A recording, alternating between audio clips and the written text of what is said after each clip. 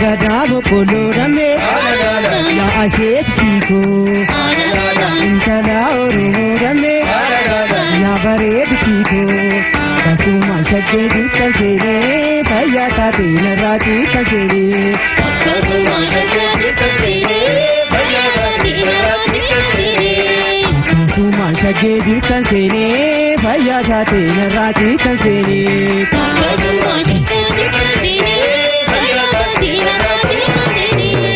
Kasuma Shakti Kakere, Kakere, Payata Tina Rati Kakere, Kasuma Shakti Kakere, Payata Tina Rati Kakere.